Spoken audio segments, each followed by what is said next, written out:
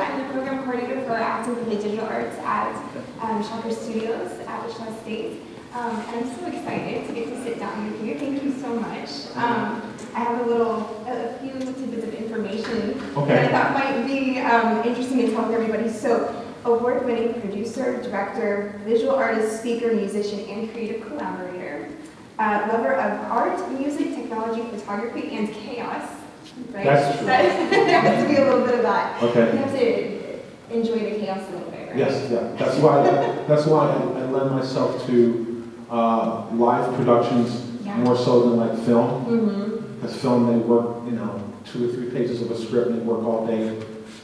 But I like live because the anxiety, the tension, the anticipation, the fear factor is all like really elevated. So I like that adrenaline. Yeah, very cool. So I love that when I saw that chaos, and I wanted to ask you about that. You've worked in award live to tape, discussion, variety, comedy, concert, esports, and sports broadcasts, and cross-platform projects. So very expansive. Yeah, because this is in 1987, I moved from Washington, D.C. to Los Angeles, and that was the beginning of my freelance career. So 1987, this is like my 38th year as a freelancer. So the last time I had a full-time job was in 1987. So it's been a good road. Very cool. I mean, in your own words, what is it that you do? So for somebody who maybe is like, is this totally a new, area for them, that they're not in this field, what is it that you do? Well, in the beginning was basically, my humble beginnings was here in Wichita at KRD Channel 3, which is now the Kansas State Network, right? And that was just basically, running camera and being a studio camera operator on occasions. My first experience doing a remote was the Kansas State Fair, where I met my first celebrity, Red Skelton, who was very, very nice to the crew. And then covering some of the rodeos, and then during the morning farm report. That was a humble beginnings working as a basic studio technician. And then when opportunity presented itself, Satellite News Channel, I don't know if anybody remembers that. That was the competitor of CNN. And started that, and then after 18 months, that was my first corporate buyout, where ABC Westinghouse purchased it, and Ted Turner purchased it and then shut it down. And then I went to Home Team Sports, which is like a regional sporting network, basic studio operations, camera, teleprompter, whatever, audio, tape playback. And then went to WRC, which is the NBC O&O in Washington, D.C., and that's where I started working as a technical director. And a technical director, if you ever go to a concert and you see the big audio mixer boards with all the faders and everybody's standing, well, the technical director is the same thing, only it's the visual portion of the show. So I'm cutting between the cameras, going to videotape playback, inserting all the graphics and doing special effects with external DVDs, digital video effects. So I did that for years, and then after this naval strike of '87, that's when I relocated to Los Angeles, not knowing anyone, and started from scratch again. I was living up in the Hollywood Hills, and that lasted like 3 months because there was so much debauchery I had to get out. So I ended up moving down to San Diego, into OB, which is like, Ocean Beach is like the old hippie biker community, so I think I jumped out of the frying pan into the fire. But I was living in OB, and I couldn't find work, and eventually I found work at Jack Murphy Stadium, which was a stadium, and I was doing scoreboard video for $80 a game. And I went from NBC Group 7, which was pretty good, to working for $80 a game. But, I wasn't married, didn't have kids, so it was okay. I was turned into a beach bum. I would get up in the morning and go boogie boarding or trying to learn how to surf or going snorkeling at the jetties, and then I would have to be at Jack Murphy at 2 o'clock for a 7 o'clock first pitch, do the game, and after the game we would go to the press box or to the suites and get all the leftover hot dogs and everything, and then we would go to the beach and get a couple of plats of wood and have bonfires and eat hot dogs and do other stuff, and then it was rinse and repeat. And I was like, oh my God, I'm turning into a beach bum. All I do is boogie board, surf, snorkel, and then go do bonfires at night. But this is like this morning we were talking to the students, we were talking about the power of networking, how that's important, networking in your relationships with other people as far as your career. So I was like 3 years into being a beach bum, and my engineer in charge, Lorenzo Quick, and I will always remember him for this. He says, "What are you trying to do?" I said, "Well, I would like to try to break into the trucks, to go to the mobile trucks, to the sporting events." Now, during that 3 years, I mentioned to the students also about, even though it might not be what you want to do, you have to make perfect use of what you have access to. So even though I was sitting in the control room at Jack Murphy, I had all the feeds from all the remote trucks coming into our control room, the home team, the away team, and the network broadcast truck. So even though I had downtime, I would watch the feeds come in, I would watch the trucks do their pre-production, their rehearsals, and all that. So I had a sense of what was happening. So Lorenzo called Liz Blackheart, another name I will never forget, because she was the scheduler for NMT, National Mobile Television, which at the time was one of the largest mobile truck units in Southern California. All it took was one call of somebody to validate my existence. "Oh yeah, he's okay." And then the next day I get a call, "Hey, I have an opening for beach volleyball for a TD." I was like, "How much?" He's like, "Oh, 160. I was like, 160? That's double what I'm making now. So I said, "Sure." Little did I know that the rate at the time was $250 for TDs, right? But it didn't matter, she got me cheap. But you show up, because I knew how the trucks kind of operated from afar, I nailed it, right? So I did a good job. And it says, "Hey, well, I heard you did pretty good." She played it down. I have some other gigs coming up. I can probably give you 225. I was like, okay. So then that led to one thing after another, to networking and to doing other shows. Then eventually I started doing Lakers and Clippers and Dodgers and Angels and Kings and all that. So I started breaking into the sports remote work, and from that led to other opportunities, meeting other people. CBS football, HBO boxing, which led me to, getting my first Olympics. And so it's like a snowball thing. So you might not get what you want at first with your career choices, but you kind of roll with the punches and take advantage of opportunities. Yeah, Yeah. absolutely. So you started. Did I answer that, or did I go off? No, it was wonderful. Yeah, Okay. I just excited. I ramble a lot, so please, if there's something, tell me to come back to earth and ask me to clarify. I do want to ask you, back when you were at Wichita State, did you ever think that this is where you would wind up? Did you have this kind of mapped out plan of like, this is what I want to do, or did? No. It's really part of my life, and I have to be honest with myself, is ignorance is bliss. Like I never, it's like I had dreams, whatever things I wanted to do, but I never knew struggle because my heart wasn't open to the struggle. Does that make sense? It's like, yeah, okay, I'll try that. Okay, cool. Ooh, look at that. Ooh, squirrel. And then you just go with it, and then the opportunity. But I've learned, maximize your resources, your access, what you have access to. Maximize the value of networking, your personal relationships with people, because that's very important also as you navigate whatever it is that you want to do, and as far as, and then being a decent person, right? Be the type of person that you want to collaborate with, that you want to work with, because if you're going to spend 12, 13, 14 hours a day with someone, you don't want to deal with a-holes. You want to be with good, positive energy people, because it makes life a lot easier for you. So, which is I didn't know. Parker, my one instructor, teachers. Do you guys remember Parker Van Heck? He was one of the teacher assistants at KMUW, and he referred me to, at the time, one of the program directors at KRD, Bill Sykes. I got an interview, and then I started working, professionally. Well, it was $2.65 an hour. That was the rate, but $2.65 an hour in the 70s was okay, because remember gas was 35 cents a gallon. Sure. So that was okay. and then that was the beginning, and then, doing work at KMUW, at the radio station, and then at the time we could do volunteer work for the PBS station, and then it's just go with the flow. Sure. And then when things happen, oh, there's a door open. Go through that one. Then 10 other doors shut. And then you're like, And now, oh, doors open. Did you go through that one? And you see what you can do and what resources you have and people you meet and what skill sets you can develop. Because no matter what you went through as you were beginning your career, starting or changing anything, you have your ups and downs and you get knocked down, you get back up, you get knocked down, you get back up. But the key is just to keep moving forward. And when I say ignorance is bliss, it's like, for me, it was just like, oh, okay, well, let me try this. Oh, okay, maybe this might be an opportunity. Okay, this is okay. And then the next thing you know, everything is just rolling. Did you find that some of those more difficult periods of time, did any of like your like more creative work come out of those periods?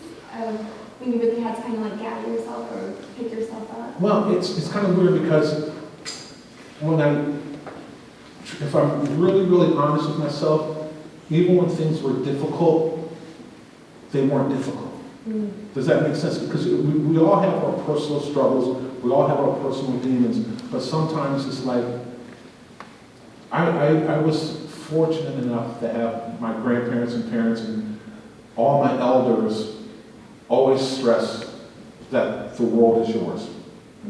That anything that you wanted to accomplish, anything that you wanted to do, you can do it, just work at it and just keep working at it. Now, it wasn't until I was in my 40s when I truly learned that even though meritocracy is a value and it's legit, it's also a lie. Because a lot of times you have to also promote yourself. You have to put it out there, that you have to put it out, and it sounds like hippy-dippy stuff, but you have to put it out in the universe that what you want, and not be afraid to express it, and not be afraid to share it, and not be afraid to work for it, in addition to merit. You know, it's almost like two sides of the coin. You have to believe in yourself and work, but at the same time, you kind of have to promote yourself too. And that promotion comes through networking and your personal relationships, and not necessarily where you went to school. It's like, well, I went to NYU, or I went to USC Film School, and whatever. I went to Wichita State, go Shockers. You know? Because it was all built upon those personal relationships and your personal work ethic and opportunities and maximizing and networking this and this and this. So it doesn't matter if you're in Wichita. And now, with the way technology is now, with all the digital tools you have, and I'll use the word file sharing, and I'll use the word YouTube, which is like, you say Xerox for copiers, or there's a different copier manufacturers, but, file sharing, your projects, the things that you work in, be it, content creation, storytelling, whatever, it all comes back to storytelling. No matter what you create, you can share it globally now, and you can almost build your own audience where you are. And you don't have to be in New York, Chicago, or LA. You can be in Paducah, Kentucky, and have online streaming and reach the world and create your audience that way with your creativity. Yeah. Does that make sense? Okay, I forgot the question. No, you're good. All right. Speaking of technology, how have advancements in technology affected your career? Because I know you started off in analog. Yeah, right? yeah, the analog world. Yeah. The transition from that, because most of us remember, tape machines and microphones and, the sine wave or 35 millimeter film, you learn how to process your own film, et cetera, et cetera. But when I started at KARD here in Wichita, in the basement we had a film lab, because at the time everybody was shooting 60 millimeter Bolex before the TK cameras came in, electronic news gathering, et cetera, et cetera. And then that migration from analog, like the kids today, I don't call them millennials, Gen X, whatever, I call them the binary code kids. They're all ones and zeros, right?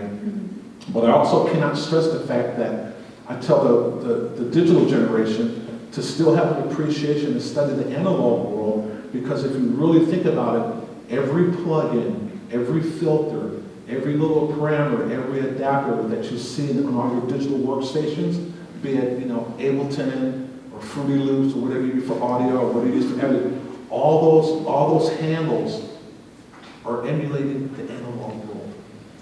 So if you have the opportunity to study analog, to still take film class and learn how to process film, and learn about film speeds and this, and shutter and this, and drag and everything like that, then you get to apply those lessons to the digital world with your tools that you have even more so, and you have a greater a greater appreciation for it. You know, from working reverb and compressors and this and this and this, physical knob turning, then when you start doing the app stuff, you go, oh, let me try this. Oh, that's cool. Let me modify it this way. And I tell people now the biggest thing between analog and digital is like when I first started 8mm film as a kid and get my razor blade and try to see the frame and splice, move that, tape it. But now with you guys, you can say, okay, I'm using my cell phone to shoot 4K video, you know, super high speed. I have my original file. Now I'm going to take that file, completely destroy it. Don't like it, go back to my original file. I call it non-destructive editing. So that's really, really the benefit that you guys have, that's the biggest thing that you have to work with. So that the transition from analog to digital to HD, to Ultra HD, to 4K, all that. And it's going to, and I mentioned this morning, I says, by the time you guys reach my age, you're going to, like a William Gibson, you're going to have neural jacks, you're going to just plug in, or have retinal caps that you're going in to see things, because the technology, our industry is so young. Our industry is not really even 100 years old, it's maybe a little bit older than 100, you can correct me now. But just think 100 years from now, 50 years from now, 25 years from now, it's going to be crazy. And then with AI, able to do so many cool, creative things with it, it's, you know, the future's like, God, whatever you think of creatively, you can do now, even more so.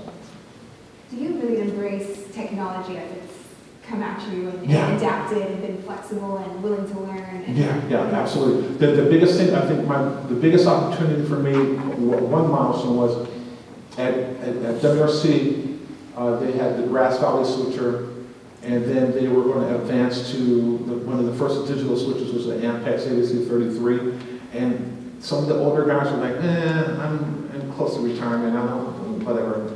And I was like, count me in, I'll go to the training class. So you embrace the technology changes. In fact, one of my instructors here at Wichita State said, if you really, really want to be good at your craft, keep up with the changes in your field.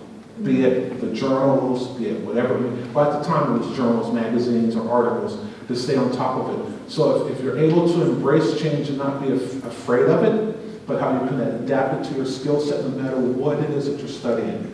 There's always going to be changes. They're not going to say, ooh, this is a major tool. Well, let's not use it because people were afraid. It's not. It's going to roll right over you. So if you embrace it, adapt it, learn it as much as you can, adapt it to your skill set, it will help your marketability as far as a freelancer being self-employed to do different jobs. So never be afraid. I was never afraid. Yeah. And it was like, well, whatever. Once again, ignorance is bliss. I was like, oh, I'll try it. And then I screw up really bad. And I was like, oh, wait, I remember that. I won't do it again. But yeah, I'll do it again. Come on, you know. You just keep learning. Yeah, just keep learning and keep embracing all the changes. Yes, it's not a bad thing.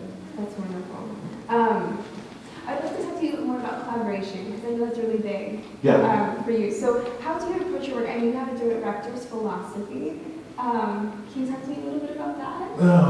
Well, the thing, when I first get the opportunity to do a project, I kind of, try to understand what's the purpose of the project. It's like those of you who, everybody here seen the movie Citizen Kane at least once, and at the beginning where they're trying to work out, well, this is the principle of the newspaper, and this is what we're going to do, et cetera, et cetera. It's kind of like that vibe. It's trying to understand what the show is, and then I try to have an understanding of the budget. Even though I don't do the numbers, I just try to understand, okay, well, what do we have here? I have 3 cameras, 4 cameras, 5 cameras. What's the show, what run a show like? And then understand, okay, camera placement, this, okay, who's the talent, what's the goal here? And then you try to organize your different department heads, your set designer, your lighting designer. Then you try to pull together your technical team and have a big picture kind of feel to it. And then it's a matter of, well, how many days of rehearsal do we get? Oh, 1? Okay. How many? Because I always get those shows. I get some of those shows where we park in power, set up, rehearse, block, tape, and that's it. They know you can handle it. So I know, but I just want one of those shows where I get like a month rehearsal, and unlimited budget, and they say, how many cameras do you want? oh, a technoplane, a reversal of this, a telescopic, blah, blah, blah. I never get those shows. I dream one day of getting one, but, whatever. But I get to, one day rehearsal, then you set up block rehearsal, team, this. And it's impartial, is your leadership style. And I learned this in ROTC,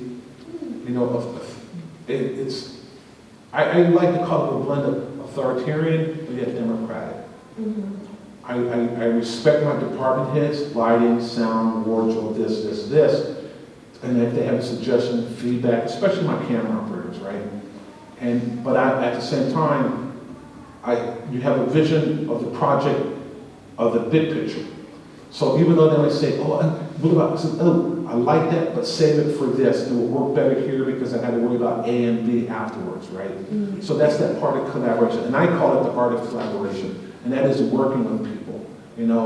Your skill set as far as communication, as far as gentle but firm, as far as being respectful of other people and their skill set.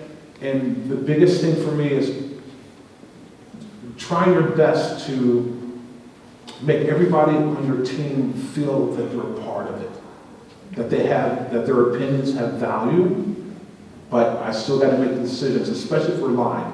A lot of times there's no time for debate. Mm-hmm. It's like, I'm in a 2-minute commercial break, this, blah, blah, blah. Okay, this has happened. Okay, what do I do now? Okay, blah, blah, blah, blah, blah, blah. And I know if the AD is counting me back, okay, we're back in 1 minute, and I know that I need to make a decision here. The people behind me are still trying to figure something out, but I know back in 30 seconds, and I know that, okay, this command sequence is going to take 5 seconds. It's going to take another 15 seconds to execute, to get ready. Okay, back in 20. Okay, guys, do this, even though they're still trying to decide. And then it's like 15 seconds. Okay, back in 10, and we're off to the races. Now, if they say we're back in 5, and then the priest says, do this. I'm like, dude, I'm sorry.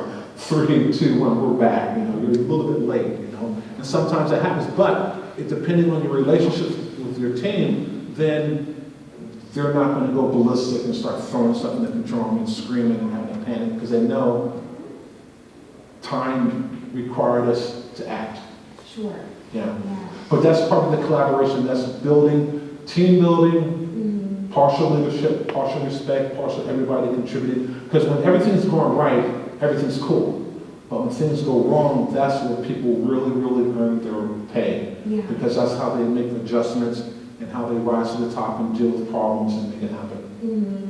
Mm-hmm. I'm sure, a lot of this has to do with, you were on the other side of it. You started off as a camera operator. Yes. And so you know what everybody's responsibility Yeah, that is. helped a lot. Just as I went from basic studio operations to technical director, I took great pride in being the buffer between, there's a thing they call above the line, below the line. Mm-hmm. I always hated that term because it's like, not really, we're all here for the same purpose, to do good work. But above the line is like higher pay scale. Below the line is all us tech scrum. So, but I always felt an obligation to be a buffer between them and my crew, right? Knowing it right, I would never let them be abusive to my crew. But I also knew what my crew could do and what was fair. Because if a producer says, let's move on to item B. Okay, well, item B means we have to repost certain cameras, do this, which might take a couple minutes. Why aren't we doing B? Well, because we were set up for A. You said you want to do B, so we got to reconfigure for B. Okay, guys, it's okay. Just keep moving towards B. You want to continue with B? Okay, we're going to continue with B. And so you don't let them, the crap flows downward sometimes. Sure. And you don't let that happen. So then when I crossed over to directing, I was more compassion and empathy towards that. And now I was a buffer between them and everybody else, which happens but at the same time, when people come together and they work well together and they have a sense of how the sausage is made, and the best producers that I work with have a sense of the big picture. But some are just characters and personalities because they're coming from, they're old school guys. Back when they used to smoke in the control room and just do the worst things. But that was the business back then. Gotcha. Yeah. Do you have a moment that was like a pinch me moment where you were either working with somebody or got to do an event that really was remarkable? I think the first celebrity I was like, oh my God, was Soupy Sales. A lot of you guys remember Soupy Sales. That's like as a kid. I love the Soupy Sales show, and I was working on the project, and he was the guest, and I had to get a photograph of Soupy Sales because I was like, and then when I realized his two sons were the bassist and the guitarist, I think, for Tin Machine, drummer, with David Bowie. Wait a minute, the Sales, those are your kids? With David Bowie and Tin Machine? So, I mean, it's like little things like that from my childhood that I remember, or working for somewhere, or, you know, the first time it was just something I think at Radio City Music Hall, or something like that, and oh my God. Or when I did something at the Washington Monument where King did the I Have a Dream speech, that was kind of cool. And then I had the good fortune of doing the opening of the Smithsonian African American Museum, and that was really cool because that was kind of like a personal vibe to me because I knew that the show was going to live forever in the archives, and so to be a part of that. So there were a couple moments where I was really proud to be a part of something, to actually get to work on something, and then the historical aspect of it all too. And other things is just doing, you know, no matter how big or how small, but just doing a good job and, you know, everybody leaving happy. Absolutely. Yeah. Very cool. What's the best piece of advice you've ever been given? I have to say, if you make a mistake, don't dwell on it in the moment. If you're doing a live production and something happens, just kind of put it in your back pocket and come back later to assess it, analyze it, and then that way it's part of your personal toolkit. And then the other things have been advice is just, you know, somebody's always watching, because I remember at KRD, Dick Earlsmith was the production manager, and I was living down the street from the station. And sometimes I would get there, check in, and get to there, and you know, my call time would say at 3 o'clock, but if I was there at 3:05, I put 3:05. If I was there at 3:07, I put 3:07. And I remember when I was leaving to go to grad school, he called me in his office and says, hey, I hate to see you go, blah, blah, blah, blah. But I always respected the fact on your time card, if you were in at 3:05, you put in 3:05. You didn't round it back to your call time at 3. If you were in at 3:10, you put 3:10. And I always respected it. So that made me realize that somebody else told me that, you know, no matter what you're doing, there's somebody watching, somebody's watching. So you conduct yourself with your career, you know, be honest and, you know, fair with yourself and other people, and you never know who's watching. So everything matters that you do. Yeah. Can you tell us a little bit about some of the mixed media art that you've done, and do you have a piece that you're most proud of? There's art-wise, there was a time period in the 80s where I was playing drums in a bunch of punk bands and touring in the Midwest and all that. And then when I moved to DC, I started doing more and more. I think it was the 70s and 80s was the big DIY movement, the do-it-yourself movement, where people were like, oh, we need to arena rock, heavy metal, blah, blah, blah, blah, and people were just doing more and more home recordings. So I was doing a lot of home recordings on my TAC4 track, and you know, doing all the instruments and just having fun, just basically goofing. But then when I was working at satellite news channels, I was working the 11 p.m. to 7 a.m. shift. And so we would do the sign-off newscast, and there would be about a 4 or 5 hour window where we would just be dead, nothing. People would go find their room, go sleep, whatever. But I would go into the control room and set up cameras and just do feedback, video art, abstract. And I would take my music that I did that morning on a cassette, bring it in, transfer it to a 3/4 inch tape. Then I would do all these abstract effects to it and just have fun and just create. And that's when I talk about students, you know, whatever access you have to equipment, learn it, master it, you know, just play with it. You know, and so I would do that like every night, just do video art with music and stuff, and then I start submitting it to video festivals, and that's where I got the Chicago Museum of Art did a piece called this exhibit called Slow Fade to Black, and then I submitted some to Europe, and I was participating in this Video Congress 235, which is like an abstract art festival in Munich. And then that was back in the 80s, and then fast forward about a year ago, I guess somebody had purchased their catalog of their library, and they were doing a retrospective on punk rock video art, and they reached out to me and said, oh, we would like to include a couple of your pieces in the exhibit that we have as part of the library. And I said, oh, sure, no problem. So I tell my wife, you know, France loves Jerry Lewis, but Germany loves me. I'm an abstract artist here in Germany. So yeah, it was part of a museum exhibit. So that was a lot of fun, just doing art. I would say art for art's sake, and then just doing projects, and then just, you know, having reels of material that I want to kind of revisit now in the digital age, and, you know, I've been creating some pieces called Analog Memories, Digital Dreams, where I go back and I do a snippet of an old piece of analog world and then show my digital recreation of it. So tying the 70s and 80s to 2000s.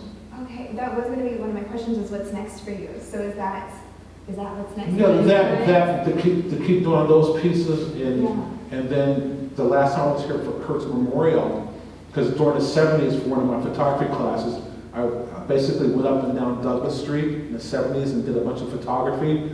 So then, when I was here for memorial, I walked the same paths and tried to see the landmarks, and I tried to take some pictures from the same perspective of that. And so I was doing these like then and now things, like, you know, the change in the streets and all this stuff. And I found a lot of the landmarks and like Rock Island and this, and, you know, what used to be the old Goodwill Salvation Army store, and then that Tasty Street store. So things of that nature. But right now, if I had a dream of something, it would be to repurpose all the old analog work, redo it into the digital domain, and create some pieces that way.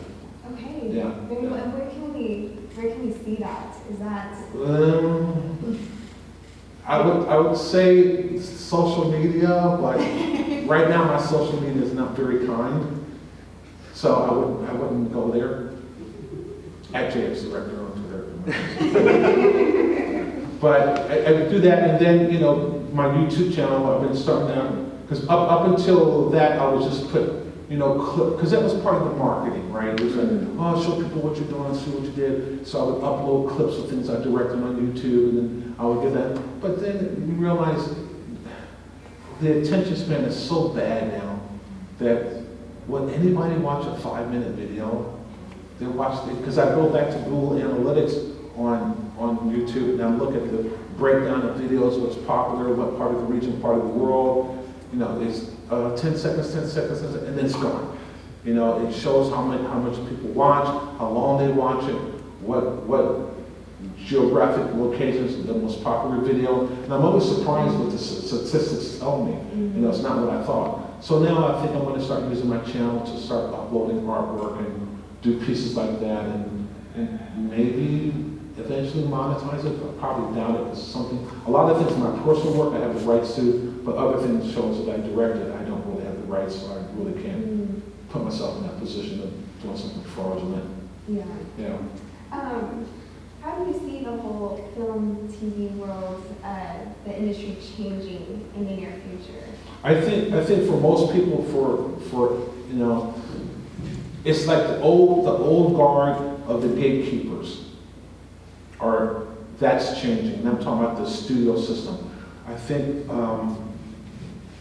with technology bringing more power, control, resources, and the ability to do things to the user, the creatives, that now you can create things that you want, tell the stories that you want without worrying about having something greenlit. And one of my favorite comments from a talent on stage, I was directing an award show, and Tyler Perry was getting a special award. And during his speech, he said, why wait for a project to be greenlit when you can own the intersection? And that's what technology has done for the individual creator, that you can create things on your own and do things and put it out. And depending on how you control your social media and your outlets and how you put it out there, you can build your own audience. And they have a value of something for your humor, for your style, for whatever it is that you're saying.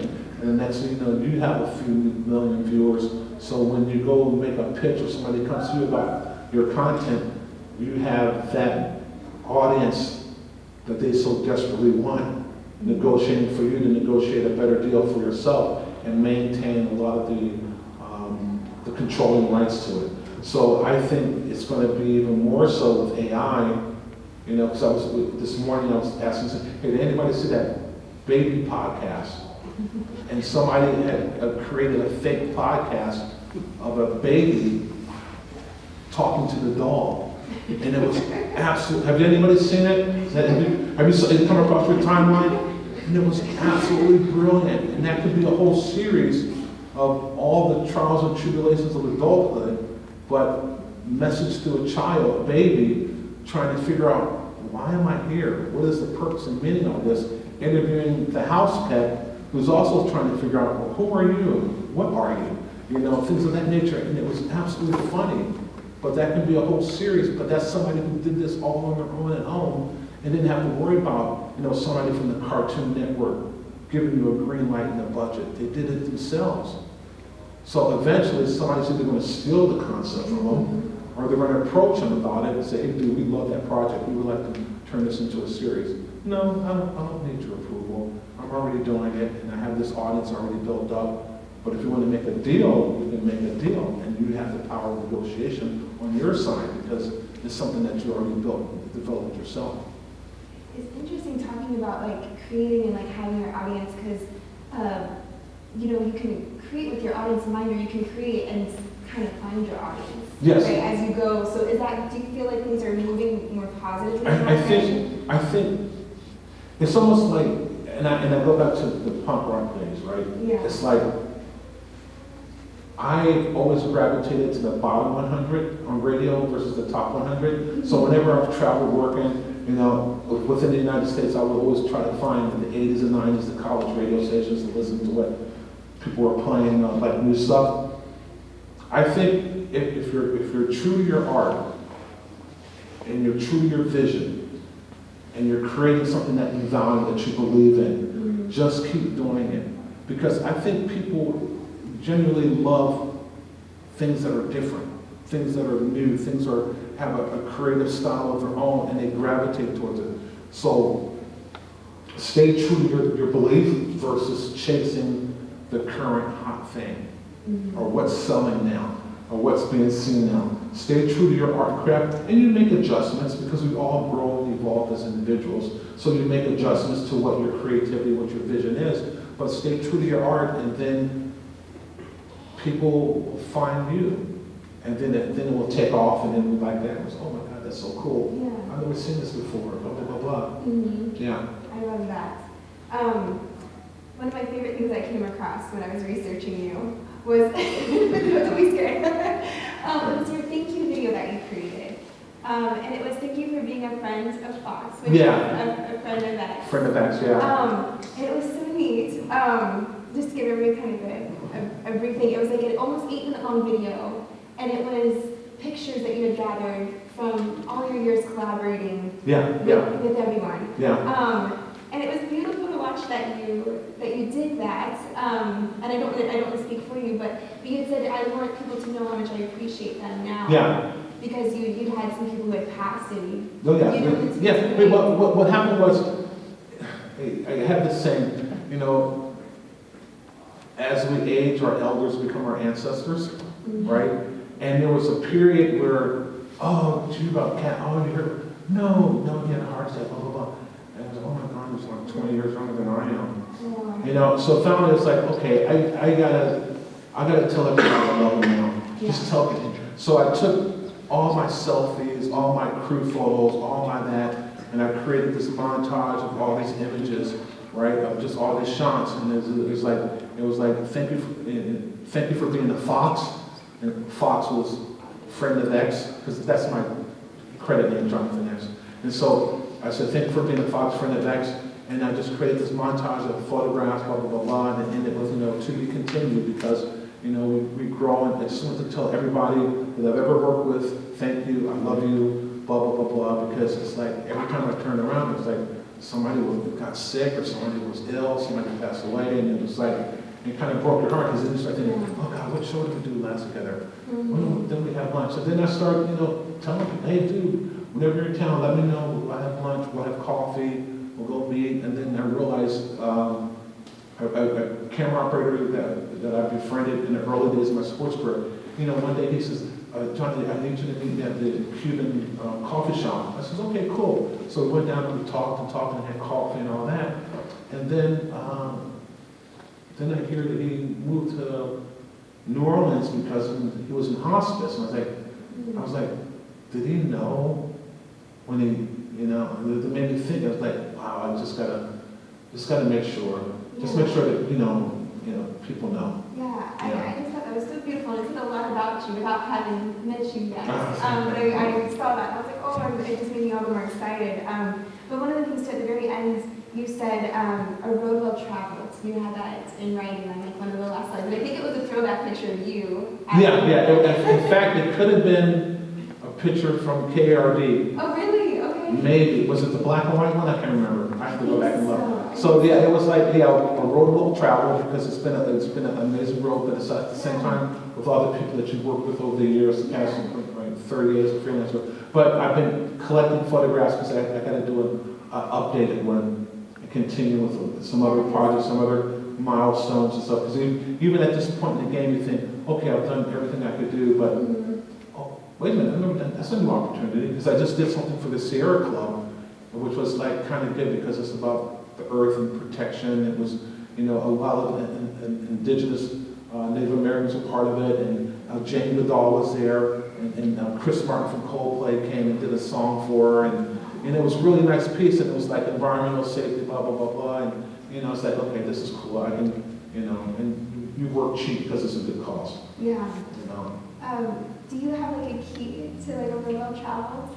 A key? Yeah, do you have any No, I was bits of advice for that? No, it was just I would just say try to be true to yourself, try to be the best person that you can be, try to be the person that the type of person that you would like to collaborate with and work with as far as your team building skills and character, things of that nature, and then just enjoy life because at this point, like, I'm getting closer to my 70s now, and so to me, time is my greatest asset. It's like, I was like, well, on my deathbed, I don't want to be worried about, I should have did that gig. I want to be begging for more time with my pets and my wife. And I said pets first. With my wife. We're not recording, it's okay. Okay. With my wife and my kids and my pets. There you go. Especially Brand, she's my favorite. And then Ona's the newest dog. She's wild. And it's just like, it's almost like just time well spent, and then just enjoy life and the good things about it, and not stress. Even though socially, politically things are crazy, but focus on all the good things we could.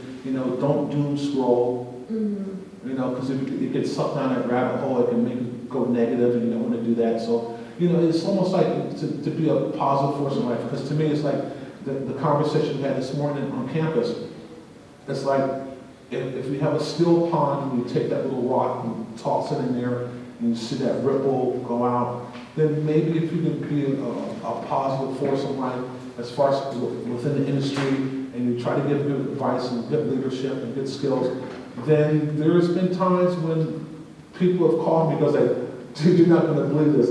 I was working on this project and the dude said, order out of chaos. Because that's one of the things I say all the time. It's like, okay guys, order out of chaos. We'll make this work, blah, blah, blah, blah. And then some young director says, oh yeah, I work with John on this project. He said, order out of chaos. Or the other one was, if the camera's movement, blah, blah, blah, blah, and it kept you in motion, continue the motion, continue where you were going, just stick the landing.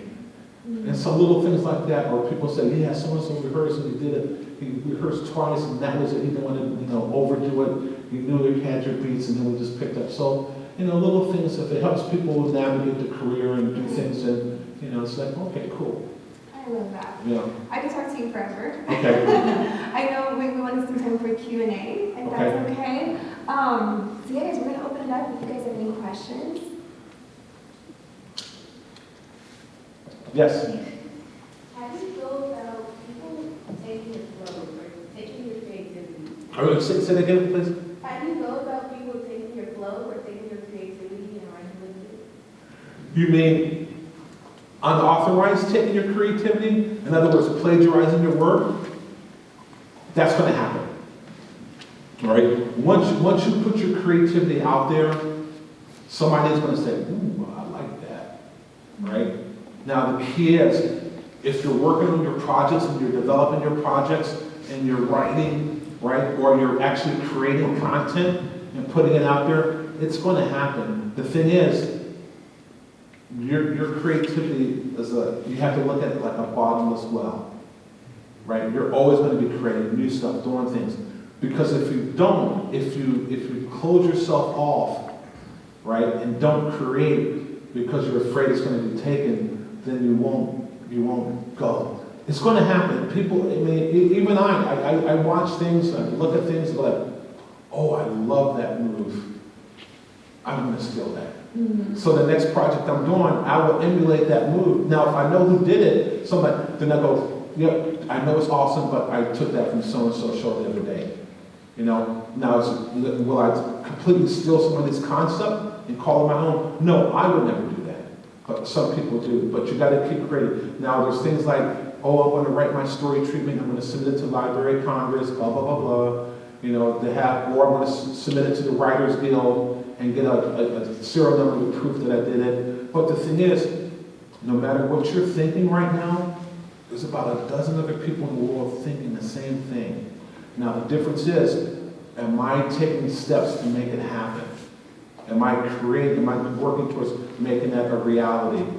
And you might put it back or put it in your journal, you know, come back to it later, but then they'll turn around and be like, oh, I was thinking about that the other day, look at that, that's cool. But not that there can't be two, there can't be three, there can't be four, right? So you just have to keep doing it no matter what. And then protect yourself as much as you can. That's why a lot of production companies don't accept unsolicited scripts, because they do that and they have something similar to that in production already or on the development table, and then they release it, and then that person wants to sue because they say you stole my thing. And, no, it's just a mess.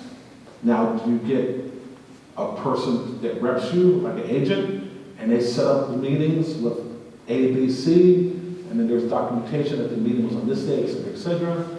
Or you don't wait for the gatekeepers at all, and with modern technology, you create your own series. You create your own sitcom or drama or characters using all these AI plugins and things of that nature. And then it's like your brand, your name, your entity, your creation all the way. I hope that answered it. Yeah, because it happens. I've been ripped off plenty of times. It's like, whatever. You know, because like I said, I'm going to be creating like Picasso or, you know, Dali to the very end. So, you know, you may have ripped me off, but I have a bottomless well of creativity. You know, you had to steal from me. I'm going to do something else. Or I'm going to do that without planning on doing it, but I'm going to do it better than you're doing it. Yeah. No fear. All right. Yes? Can you tell us about a recent project where you faced a challenge either creatively or technically or interpersonally where your own work ethic and personality helped you overcome it? Maybe. Oh, wait a minute. Saudi Arabia. Oh, yeah. Okay, I was in Riyadh doing the Esports Gaming Awards, and it was awesome because I had an international crew. My tape operator was from South Africa, my technical director was from France, my audio person was from somewhere else, and it was like the UN, it was like the UN of production team. And I had local Arabs for my camera team. Broken English, but my jib operator didn't speak English at all. So I went on my laptop, I opened up Google Translate, I would type in what I wanted to say to Arabic, and then I would hit the speaker and put my microphone. Then I would type again, something like that, and then I would hit play speaker, and then we'll translate it into Arabic from. So that was order out of chaos. Now for show day, they bought in a new chip operator that spoke English, but for rehearsal, I was able to get through it that way. Other things, it's just like time management, schedule management. You know, oh, so-and-so's late. Okay, well, what do we do? Okay, move this up to here. Let's do that. Are we ready for that? Okay, let's do that. You know, or We had for Jane Goodall, we had a podium lectern, and Chris Martin was going to come out, he was going to kind of work stage right, and because good, I didn't want to strike the podium and set it up even though it was wireless bass and all that. But then Chris Martin's people, we have to strike the podium, he has to have the whole stage work. So we get the one package, we strike the podium, then he comes out, the introduction of Chris Martin, and it was really a sweet moment. So I'm kind of glad we did it. I didn't want to do it, but we did it. And then when we finished all that, then we kind of like had to do a little hiccup to replace the podium for her coming up for her acceptance speech and all that. So, and you just deal with it, right? That's where you work with your department heads, your lead stage manager, lead lighting, the blocking to make sure that we spike, because we have our key light, fill light all set for the podium. But now, if we strike it, we want to make sure we have the spike that when we put it back, we hit the same marks properly, so the backlighting key and fills are all still properly set, and then, your microphone placement, et cetera, et cetera. So that's really just adjustments, and that's when I talk to students about your toolkit, your experience for all the projects you worked on, little things that you learn along the way that you put in your back pocket. You never know when you have to open up your toolkit and pull out a memory to help you navigate something else. Does that answer that? It does. Okay, all right. Yes? How do you kind of encourage or push yourself through burnout or creative blocks? The closest I got to burnout was when I was working long hours and then short turnaround. But that was just tired, right? I think as a freelancer, for most of every work this was when I was a technical director, and I swear to God I would never do this because I don't need to blah, blah, blah, blah. And then I worked like 55 days straight, and that included double dips. Now a double dip is when you go from one project to another project in the same 24-hour period. So I was doing the home show. Do you guys remember Sarah Purcell and Gary Collins, the home show, or Home and Family? It was one of those daytime shows. And it was like 9 o'clock a.m., Eastern, so it was 6 o'clock Pacific time. So I would get up, I would go to work at 4 or 5, do the home show, get done at noon, and then drive to the Forum to do like a Lakers or a Kings game. Now I'm not going to say I was young, I was probably in my 30s, but I would never do that now. But it was like, but I was insane, right? It was like, whatever, yeah, that's when I had my 73 Volvo with rust where I could see the highway to the firewall. Okay, now creative burnout, no, because whenever you have creative burnout, don't even bring them into your psyche. Gravitate towards things that you like. Be it movie, be it walk in the park, zoo, chill, whatever it is that inspires you, go there. Feed off of it. Let it, bathe in that light, that creative light. And then it recharges your battery because you realize this is why I like creative. I like doing things. I like this. Whatever it may be, going to the museum and looking at this, whatever it is that you like to do. So whenever I felt I was doing it, I just went directly to things that I love. Be it animations, be it independent film, be it abstract, be it music. Maybe there was one time when I was going through maybe a little negative art, and I had Kendrick Lamar, We're Gonna Be All Right, on repeat. I had that song on repeat. It was my ringtone. It was my wake-up alarm. We're gonna be all right. Yeah, it's gonna be all right. It's gonna get through this, right? Because that was my anthem for like one summer when I was maybe like, where am I? What's happening here? Like that song, that was it for me. So you find that, and you find that spark, and you let that spark drive you. Any other questions, guys? Yep. Kind of too. So I didn't catch the degrees, but you said masters. So what did you major in at Wichita State? Radio, TV, film. What was it? The Elliott School of Liberal Arts? Yeah. Okay. Yeah. What was your master's in? Masters, me? I just have a bachelor's in liberal arts, and that's why I laugh all the time. But liberal arts degrees or whatever. I said, dude, I had a great life in my liberal arts degree. I have no problem with my liberal arts degree. Now, STEM, my wife and I are advocates of STEM, but we at A, we call it STEAM, because arts and creativity and thinking outside the box and creative approaches to problem solving, that's where the value of the arts come in. So we really promote, because we homeschool all our kids and until they went to community college, and from community college they went to university, and from university they went to advanced degrees. But A, creativity, and they're all pretty much like in the gig economy, rewriting their lives and doing things that way. But yeah, no, I would like to go back and get my master's. That was one of my retirement goals, was go to Cal State Northridge, because they have a master's in visual arts, and I would like to do that. If I could maybe teach there a couple days a week and then go for my master's, but that's kind of something down the line. No, that's also like a perfect answer. I'm very much into STEM, STEAM, and all that. We can talk at a different time, but I think that flows perfectly into like you talk about being a freelancer, and so which in my mind is very entrepreneurial of having to build a career like that. And so I guess as a recent entrepreneur myself, 6 months, about almost 7 months into it, I don't know, just some tips of advice of how to navigate that journey where you, like you said, you leave a corporate or a job that you know you're getting paid all, the time, to something different from pay to how you have to structure it and design it as you've done all these years. So maybe some advice on Okay, what the turning point for me was the audit story. Mm-hmm. So one year when I did my taxes, I had like 35 W-2s. Like 35 W-2s. It was like, but I also made a $2,000 contribution to my IRA. I got audited. And then when I went to the audit, to the IRS office, I was like, yeah, but I'm self-employed. I'm a freelancer.